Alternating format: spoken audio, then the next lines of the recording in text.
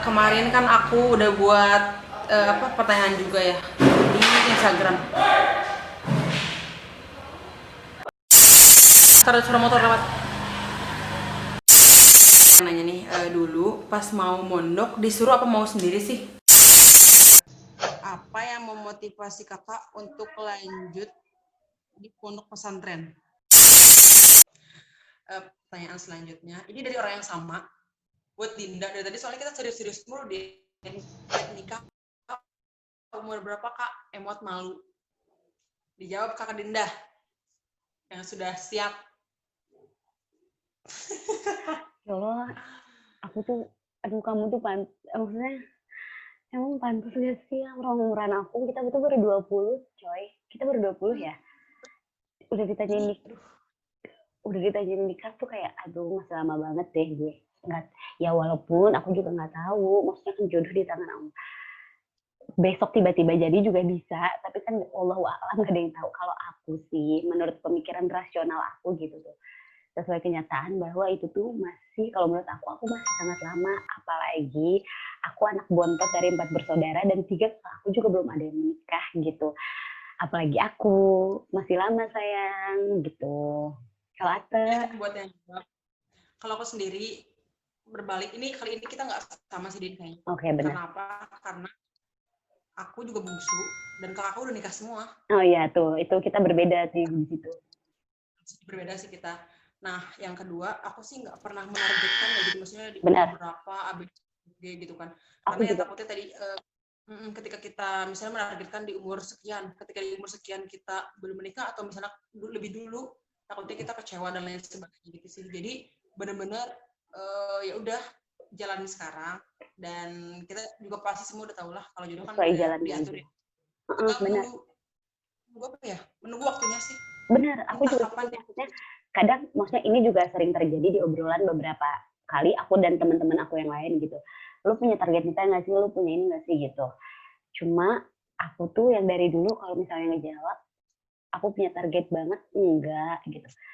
Selagi kalau misalnya batasan usia menikah yang normal bagi keluarga Indonesia kali ya, mungkin 22 ke atas itu udah normal ya.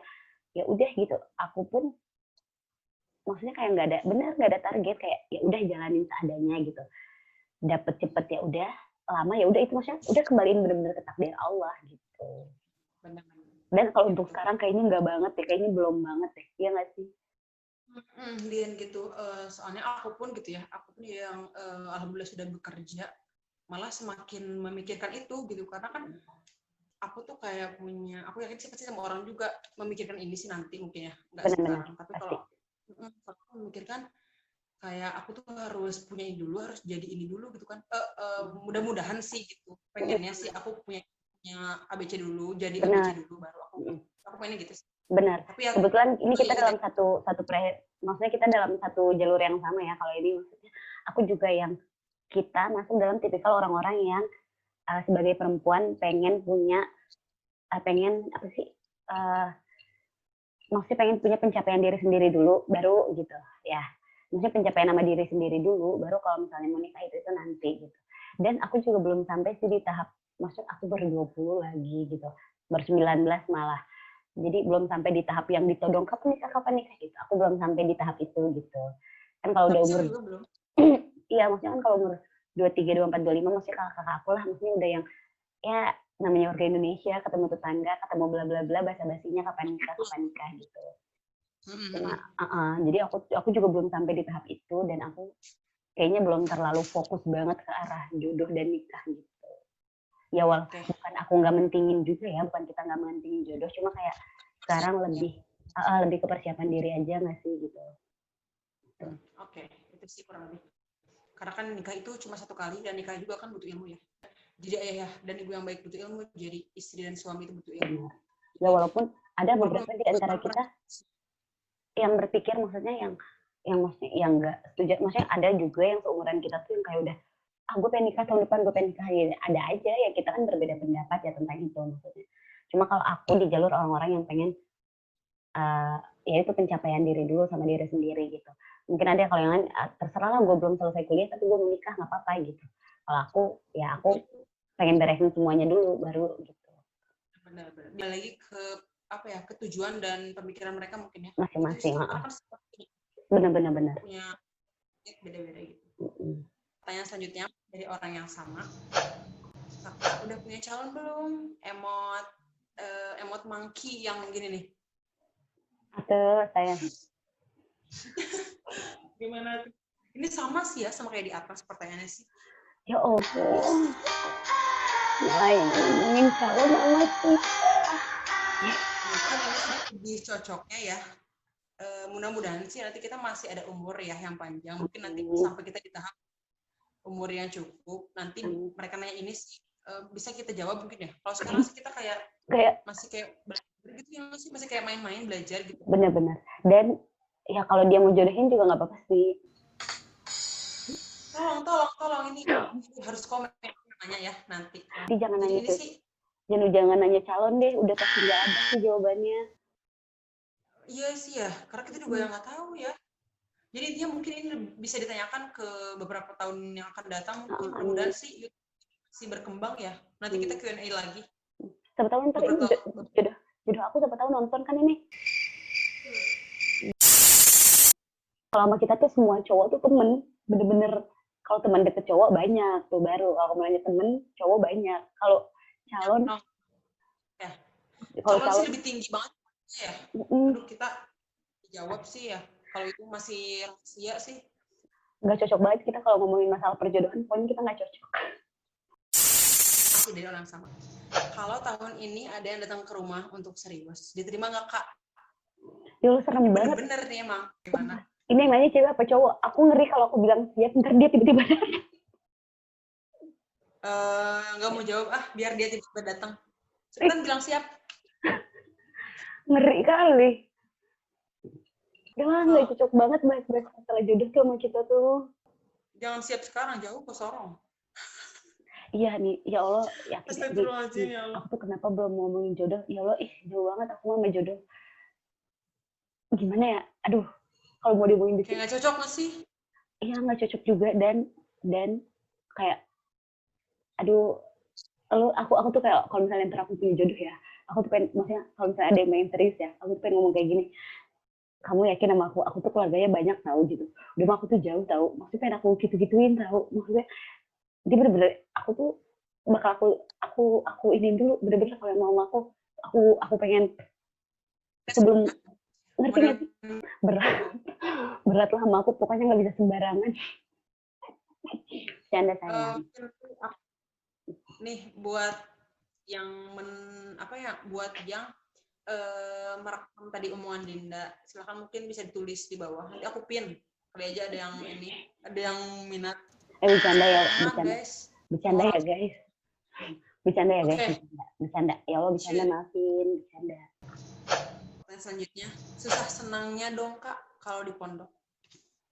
No, banyak deh, banyak sayang, banyak banget. Salah satu, aku minta salah satu aja karena kita udah kepanjangan banget nih. Susah senang yang paling bener diingat, susah apa senang apa. Susah tuh bisa sedih mungkin ya, sedih atau apa lagi. Susah senang satu yang pertanyaannya tuh pasti klasik jawabannya tuh pasti klasik aja nggak sih? Susah senang di pondok. Apa lebih berat pertanyaan kayak gini tahu bingung jawabnya. Iya, sekalian sering juga gimana ngelewatin hal-hal dari rayon jadi pengurus, maksudnya zaman kelas 5 kelas 6 lah ya, maksudnya di zaman dari ya Allah gue kakak kelas tapi gue masih punya kakak kelas gitu, sampai ya Allah gue kakak kelas banget gitu yang susah senang sih itu dua-duanya susah senang. Aku susah senang dong Kak kalau di pondok ini, kalau ya bukan selama pertanyaannya. Oh ya kalau susahnya beradaptasi ketika pertama masuk, senangnya haflah. Iya, aku tuh tadi mau jawab itu, cuma kan kirain aku pas di pondok, aku tadi mau bilang senangnya ya haflah lah, gila loh 6 tahun di pondok terus gue ya Allah. Puncak banget. Apa? Puncak kesenangan sih haflah. Puncak kesenangan sih haflah. Oh iya, susah senang kalau di pondok. Susah kalau lagi udah muda biro tuh. Oh iya sih susah senang ya, benar-benar. Beberapa kegiatan aja nih. Maksudnya kalau lagi susah itu lagi ngejalanin kegiatan-kegiatan, acara-acara pondok. Tuh, lagi kan maksudnya, apalagi kalau kita dipercaya buat jadi panitia-panitia beberapa acara gitu kan. Emang ya susahnya pas lagi ngejalanin acara-acara itu gitu. Ada aja bentrok sama anak angkatan, bentrok sama ustazah, apa segala macam bla bla bla. Itu bikin stres banget sih kadang, maksudnya yang kadang begadang lah, apalah, bla bla bla bla bla lah, itu lebay banget sih maksudnya. Tapi kalau senangnya ya kalau tiap acara-acara itu selesai gitu, apalagi berakhir dengan sukses gitu banyak ya. sih ya susahnya lebih ke Apalagi kalau acara itu udah selesai dengan ini, ya Allah, benar-benar. bayangin aja sih setiap kelar pensi, kelar PPKA, kelar NIHI, ya Allah ini acara-acara gede udah gue selesaiin gitu nggak sih? Maksudnya kan kayak suatu kebanggaan tersendiri, dan puncaknya adalah haflah. Gila nggak sih haflah? Iya. Udah itu. Itu ya Makanya yang paling senang banget sih Aflah. kalian harus ngerasain di pondok ya, guys. Seru banget tau di pondok tuh. Jadi mungkin yang kelas 3 SMP yang masih bingung, aku udah nonton vlog ini nih, biar termotivasi. Parah. Itu jadi motivasi kalian adik-adik. Aduh, nggak ada yang rugi banget sih kalau kalian masuk pondok. Buat kalian yang nonton vlog ini tentang pondok juga, please banget kalian tuh harus masuk pondok. Menurut aku di zaman sekarang tuh yang paling penting masuk pondok. Sedablek-dablek yang kamu di pondok, bahasanya mah gitu ya, bahasanya mah gitu. Seenggak bagus-bagusnya kamu di pondok, maksudnya kamu nggak ngapa-ngapain di pondok tuh ada aja manfaatnya gitu, ya nggak sih? Bagus ya buat di luar. Ada berkahnya buat di luar gitu, karena emang banyak banget gitu. Dan apa ya, maksud aku, apa sih, kepribadian kamu tuh emang kan bergantung kepada apa, keadaan gitu, maksudnya mental apa, kepribadian kita tuh terbentuk dari keadaan gitu. Ketika keadaan kita dalam keadaan yang baik, benar-benar dalam yang sholat 5 waktu, apapun itu gitu, maksudnya dengan hal baik, ya kita juga bakal terbentuk kepribadian yang baik gitu dengan sendirinya. Ya walaupun kita masih ada, kita manusiawi lah gitu, ada setan dalam diri kita juga gitu, ada melakukan beberapa hal kejahatan, cuma itu tuh bakal sampai, maksudnya bakal tetap dibatasi gitu. Oke, lanjut ke pertanyaan selanjutnya. Ini tadi kan kita ngomongin ini ya, ngomongin bentrok sama anak angkatan kan Din ya gitu, bentrok acara. Ini ada yang nanya, kenapa ya di pondok yang jadi panitia tuh anak yang tertentu terus, anak SMK jarang banget? Silahkan dijawab, Dinda. Ini pasti anak SMK yang nanya. BTW lagian pemilihan kepanitiaan tuh bukan dari lu anak IPA, IPS atau kepanitiaan gak sih? Maksudnya nggak pernah dilihat latar belakangmu anak IPA, IPS atau kepanitiaan. Karena lebih sering dilihat dari kepribadiannya, orangnya mau gawe atau enggak, pas di sini apa enggak gitu. Nggak, tunggu. Aku tanya, kita kebetulan ya teman-teman, kebetulan kita ini pertama kali emang dikasih barang tuh, apalagi buat nentuin bagian ya, ya waktu itu. Gini loh kawan-kawan. Kita sebagai aku di sini juga, aku sosokan banget gak sih jawab ini? Maksudnya maaf ya. Iya, maksudnya selagi ini pertanyaan buat kita. Maksudnya aku juga dan Ate juga pernah beberapa kali terlibat dalam pemilihan kepanitiaan. Jadi aku rasa aku izin menjawab di sini gitu. Aku izin menjawab sini. Karena kriteria pemilihan nama-nama panitia kalau menurut aku awal itu dari kepribadiannya masing-masing, maksudnya kepribadian orangnya cocok apa enggak, mau gawe apa enggak, ini apa enggak gitu. Bukan dilihat dari latar belakang kemudian anak IPA, IPS atau SMK gitu. Dan aku rasa yang lainnya juga kayak gitu deh, maksudnya mau lu anak SMK, IPA, IPS, itu tuh bagus. Enggak, iya kalau emang bagus, rajin, mau gawe, gampang diatur, it's okay gitu, pasti ditarik jadi kepanitiaan. Dan kalau menurut aku yang itu aja, itu kalau aku nggak banget soalnya, maksudnya bukan nggak banget sih, emang mungkin ada beberapa nama yang itu aja, tapi juga banyak di rolling nama-nama baru di setiap kepanitiaan. Kalau waktu zaman kita, angkatan kita gitu, maksudnya di setiap kepanitiaan yang aku tahu gitu. Dan malah menurut aku anak SMK tuh malah selalu ada gitu, entah buat apa sih namanya dulu tuh VTR yang gitu-gitu, yang berbau dengan dokumentasi dan segala macam, kan pasti menggunakan anak SMK. Apalagi kita juga KPP Amin SMK karena dibutuhin buat itu kan PPT apa segala macam gitu-gitu. Karena malah wajib ada anak SMK nggak sih dulu tuh ada rules, bukan kayak rules nggak tertulis tapi wajib gitu nggak sih harus ada anak SMK gitu. Diusahakan sih SMK. Diusahakan SMK gitu.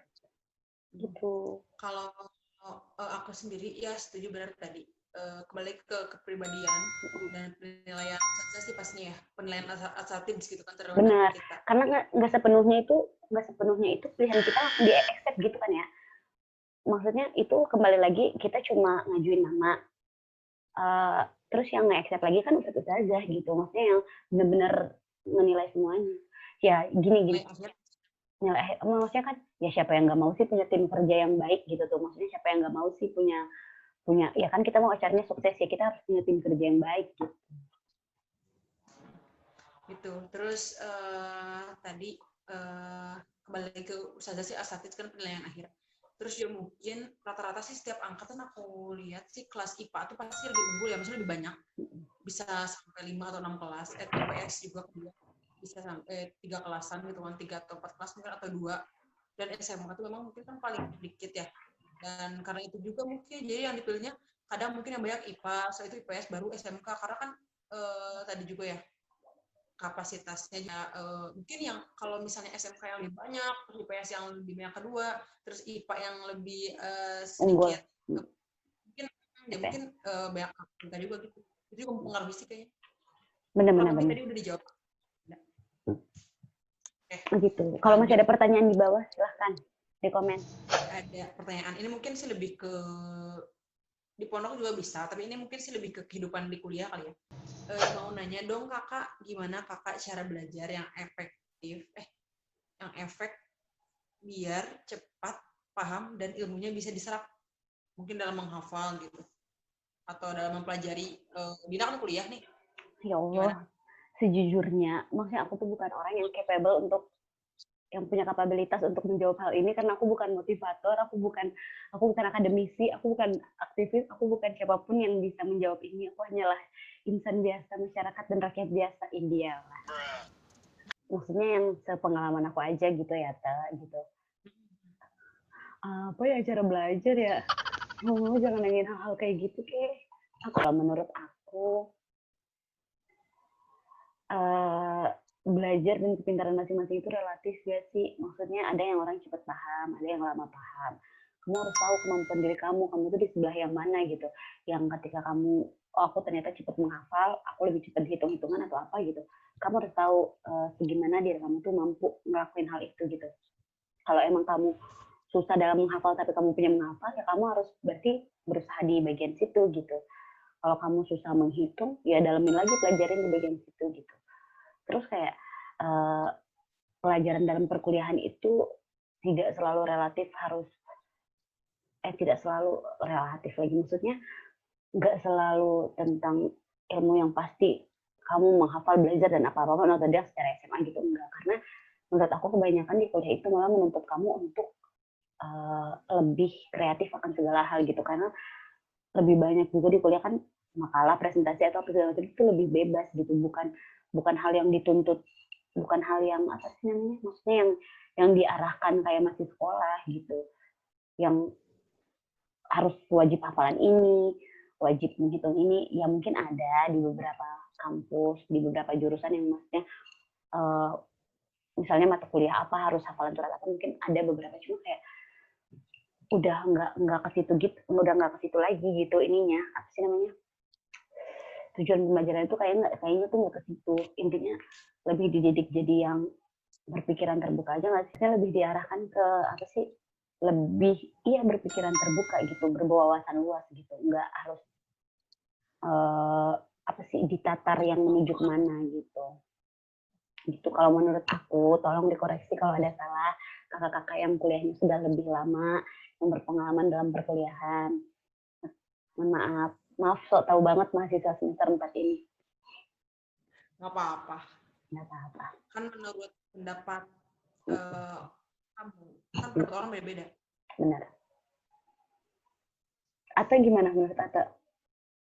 Kalau menurut aku, gimana kakak belajar yang efektif? yang efektif biar cepat paham dan ilmunya bisa diserap. Sepengalaman aku selama aku belajar sih, yang paling pertama itu paham, penting banget sih. Di kelas pemahaman kita terhadap apa yang guru sampaikan gitu kan, itu penting banget pemahaman itu sih. Kalau memang nanti lagi nggak paham di kelas, usahakan di luar kelas tanya ke teman yang ngerti, paham. Karena kalau misalnya kita paham ketika ujian itu kita bukan ngapalin teks kayak ini adalah yang menyebabkan ini itu. Jadi kita ngerangkai aja ya kata-kata sendiri gitu kan. Yang penting kita paham itu pertama. Kedua, waktu menghafal. Tapi sih waktu menghafal kan beda-beda ya. Kalau misalnya aku sih lebih ke sangat menyarankan habis subuh, atau mungkin di waktu-waktu sepertiga malam juga efektif juga sih. Gitu. Benar-benar. Kalau nggak ngantuk. Aku tim habis subuh sih. Aku tim habis subuh tuh hafalan mantep banget emang. Karena maghrib juga benar, sore, maghrib, itu subuh tuh bagus banget sih buat hafalan gitu. Itu aja sih paling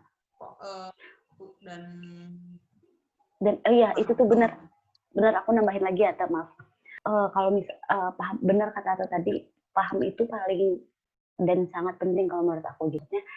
Tujuan ditransfernya ilmu, tujuan kita belajar itu ya buat paham sebenarnya, bukan buat harus pintar gitu, bukan buat kamu bikin kamu pintar juga, cuma kamu harus paham gitu substansi kamu belajar itu untuk apa gitu. Jadi emang paham sih itu nomor satu. Karena kalau misalnya kita udah paham, kapanpun itu bakal selalu nerap sih ya. Itu bakal lebih untuk menerapkan itu di kehidupan kita dibanding orang yang kayak benar-benar menghafal di saat ujian doang. Itu ya hafal pas tapi lupa lagi gitu. Jadi benar bang. Pertanyaan sebelum terakhir, Kak, menurut kakak orang yang keluar pondok terus pas keluar jadi kayak nggak tahu apa-apa tentang agama itu gimana Kak?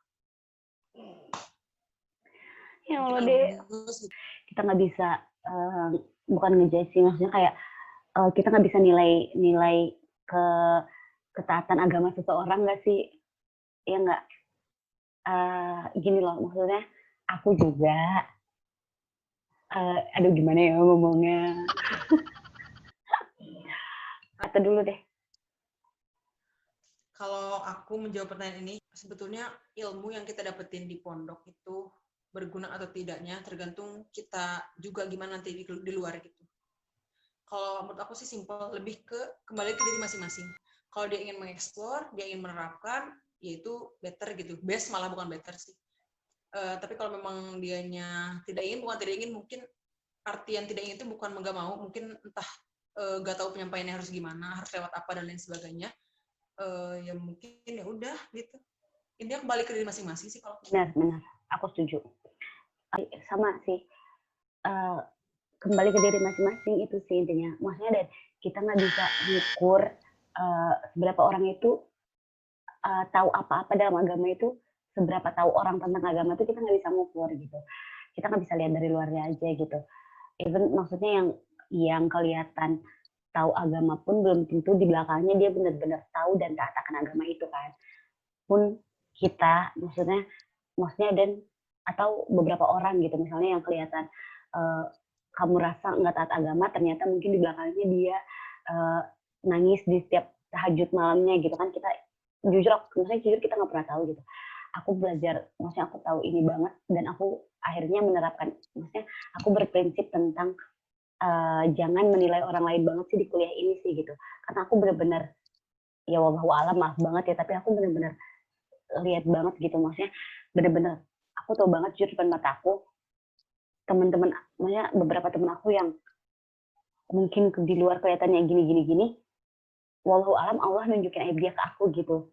Maksudnya ini buat pembelajaran buat aku ya. Dan ternyata teman-teman aku yang beberapa yang ternyata aduh pakaiannya juga nggak alim-alim banget misalnya atau apa banget gitu, ternyata apa sih namanya, dia nggak pernah buat orang tua.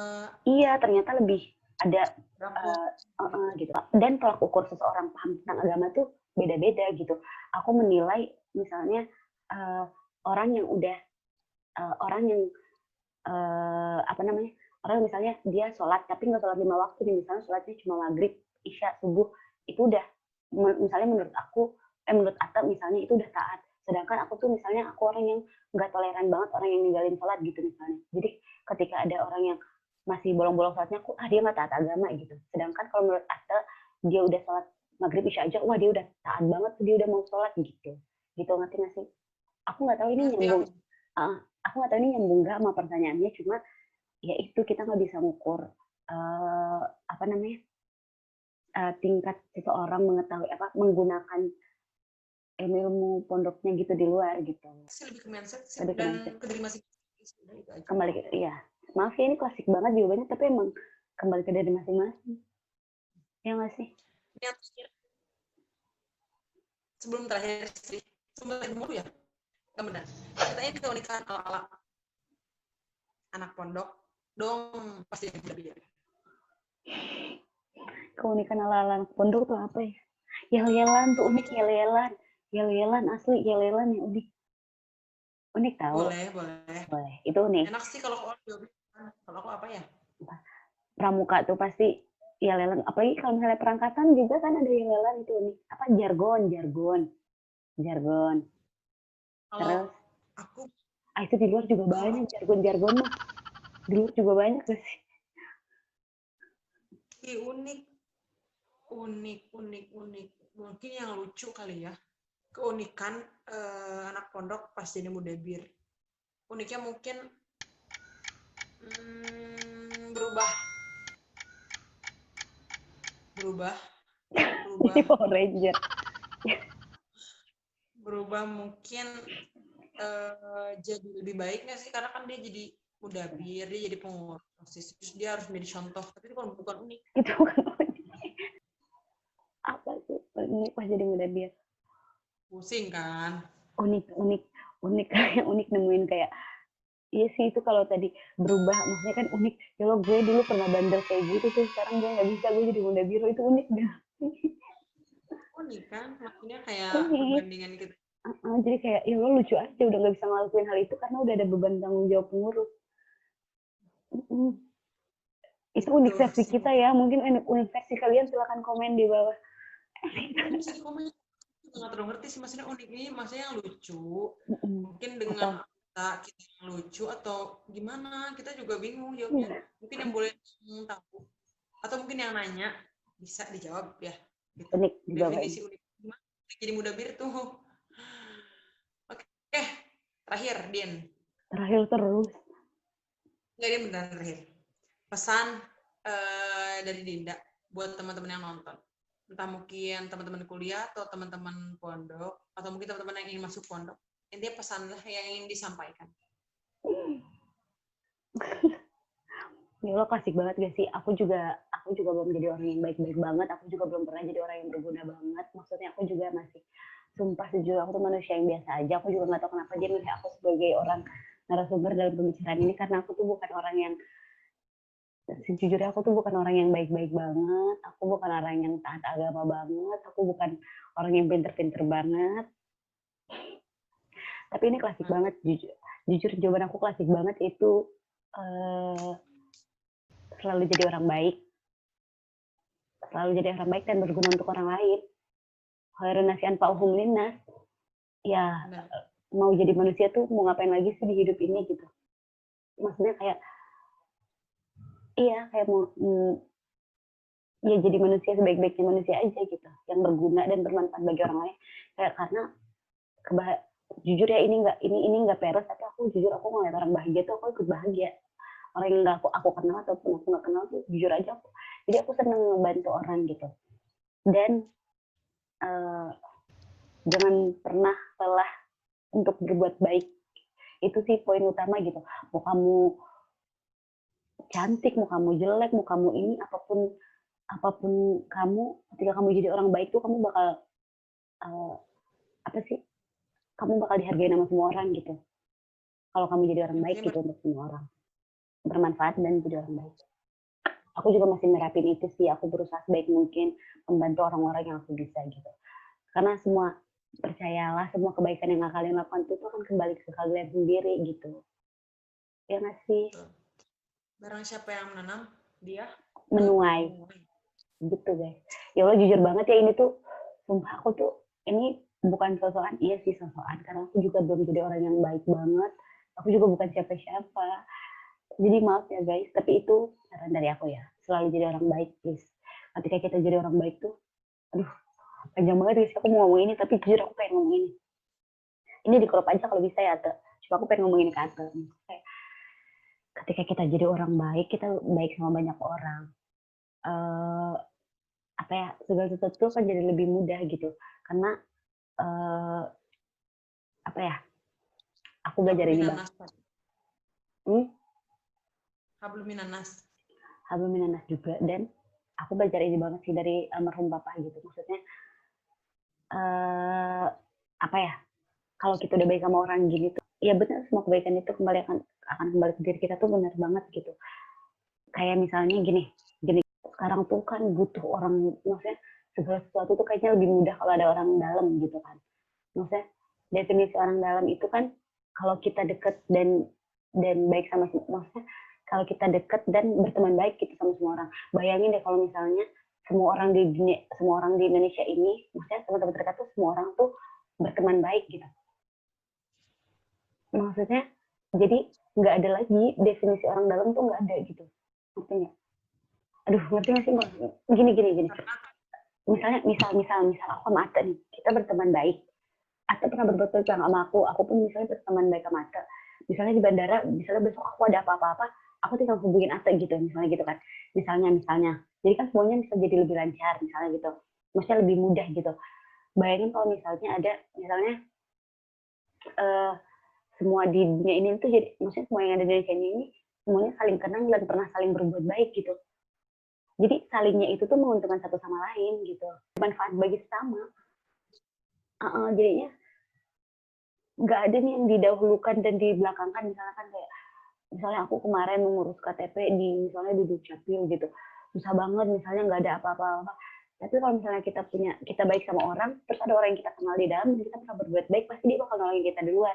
Nah coba bayangin kalau misalnya semua orang di situ tuh pernah berbuat baik sama dia, pasti kan semuanya langsung ditolong, nggak ada yang dibelakangin gitu ya, ngerti nggak maksud aku? Jadi kalau semua orang, kalau misalnya itu kapasitasnya lebih besar, misalnya semua orang pernah berbaik buat sama sesama, itu nggak ada lagi tuh kapasitas orang mementingkan orang lain dulu gitu, karena semua pernah berbuat baik. Oke, itu aja sih mungkin yang yang bisa kita jawab sebisa kita dan sesuai opini kita ya, karena kan setiap orang punya opini masing-masing gitu kan. Kita juga tidak bisa menyamaratakan semua opini. Benar, teman-teman. Terima kasih semuanya teman-teman, dan mohon maaf. Ini sebenarnya sejujurnya kita juga bukan siapa-siapa. Kita ini hanya opini dari kita yang seperti tadi aku bilang, opini dari kita yang hanya dua orang biasa. Ini serius. Jadi terima kasih untuk kepercayaan teman-teman terhadap kita untuk bertanya. Semoga kita semua bisa menjadi teman, bisa mengobrol langsung. Semoga perkoronaan dunia ini mudah-mudahan bisa ke Sorong. Iya, amin ya Allah, amin banget. Pokoknya aku tunggu semuanya ke Sorong. Semuanya, ntar viewers yang lain-lain selain orang-orang datang semuanya tunggu. Parah. Iya, maksudnya semoga perkoronaan dunia ini cepat selesai, jadi kita bisa ngobrol langsung, bisa ngobrol lebih dalam. Sesungguhnya, maksudnya obrolan kita dari ini tuh terbatas juga, karena ini tahu bakal dipublish. Maksudnya jadi kita juga membatasi obrolan gitu. Seberapa, maksudnya kalian harus tahu, maksudnya kita enaknya tuh seberapa enaknya kita ngobrol langsung tuh biar lebih terbuka gitu kan. Ya namanya kita tahu ini harus dipublish, ya kita menjaga omongan kita lah ya gitu. Betul. Nah, jadi kalau misalnya mau seru-seruan, pengen ngobrol-ngobrol bareng lagi, pengen biar lebih bukan bermanfaat sih. Aduh, gatel terlalu ich. Aku nggak akan tahu. Itu parah banget. Ya makasih ya teman-teman gitu. Semoga kita bisa yang mempunyai opini yang berbeda, atau misalnya punya pemikiran yang sama, atau ini kan ngobrol-ngobrol pertanyaan klasik ya, pertanyaan gitu-gitu doang nih. Sesuai banget. Buat yang mau next ini, coba pertanyaan apa aja? Next video Semoga lebih berkesan. Jadi mudah-mudahan semuanya berkesan lah. Semuanya berkesan. Makasih ya guys. Semoga kalian bisa mengambil manfaat atas video ini. Video yang sebenarnya kita juga ngobrol yang gitu-gitu aja. Yang mungkin motivasi-motivasi itu bisa kalian dapatkan di tempat lain. Cuma kan di sini kita membuat opini dan aspirasi tentang diri kita sendiri. Jadi yang mau yang ingin ngobrol lebih lanjut, kagak ada yang ngobrol sama lu. Maksudnya ada yaitu teman-teman, karena kita tahu ini dipublish, jadi kita membatasi obrolan kita gitu. Jadi kalian harus ikut ngobrol sama kita. Kalau kita ngobrol bareng itu lebih. Ini aku juga mengucapkan terima kasih banyak buat kalian teman-teman yang udah nanya ke Dinda, dan mungkin ada beberapa pertanyaan juga yang ditanyakan ke aku sama Dinda tadi dibalikin. Enggak, tapi ini kita memang dari awal konsepnya memang ngobrol santai aja sih gitu. Dan aku juga berterima kasih sama Dinda telah meluangkan banyak waktu untuk aku. Sekarang jam berapa deh aku? Sekarang jam 3.39. Di Solo jam berapa, Din? 01.39. 1:30 ya. Jadi aku sangat berterima kasih kepada Dinda yang telah meluangkan waktunya, kepada Kak Amel tadi dan Mama juga yang ingin masuk ke kamar, dan ponakan-ponakan Dinda yang hampir masuk yang mungkin bakal aku crop nanti. Tapi kalau mau unik nanti aku nggak akan crop. Jangan dong sayang, crop dong sayang. Ya gitu ya sih. Mudah-mudahan kalian bisa mengambil apa-apa aja yang baik di video kita ini dan membuang apa yang memang kurang baik gitu menurut kalian. Benar-benar. Gitu. Harus ditelaah lagi, benar. Betul. Dan korek us juga kalau misalnya kita ada salah-salah kata yang tidak sesuai. Benar. Jadi kalau misalnya kalian nggak komen, boleh langsung aja chat ke DM ke Instagram Dinda. Nanti aku bakal taruh Instagram Dinda di bawah apa ya, di bawah muka dia. Oke. Sebentar Dinda. Nggak apa-apa di sini juga. Oke, itu aja mungkin dari kita. Sampai jumpa kembali di video selanjutnya. Wassalamualaikum warahmatullahi wabarakatuh. Waalaikumsalam warahmatullahi wabarakatuh. Jangan lupa like, comment, share, and subscribe. Makasih Dinda. Dadah. Dadah. Oke, alhamdulillah kita ini udah ada di penghujung acara. Sekarang ini di handphone aku udah jam 23.48. Di Dinda pun dia udah jam kurang lebih 1.48, jam 2 kurang gitu.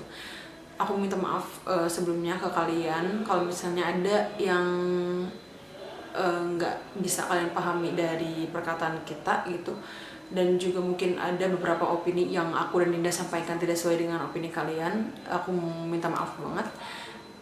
Aku minta maaf yang sebesar-besarnya. Dan aku juga mengucapkan terima kasih banyak buat teman-teman yang udah nanya ke Dinda dan aku. Dan juga terima kasih buat Dinda yang udah meluangkan banyak waktu sampai jam 2 kurang ini waktu Sorong.